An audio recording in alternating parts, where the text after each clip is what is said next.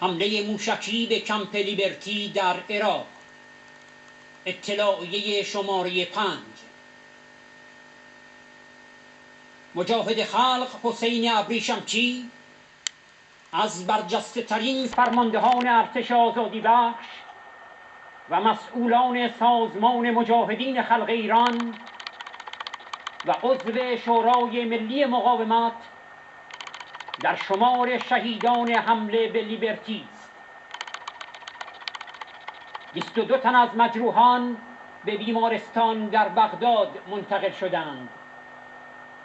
تا این ساعت 2 تن از مجروحان مجاهدان خلق اکبر علی دوست و حسن توفیق جو در بیمارستان به خاطر کثرت جراحت‌ها جان باخته و به شهادت رسیدند. مجاهد خلق حمید رضا ایمنی یکی دیگر از شهیدان حمله امشب به لیبرتی است.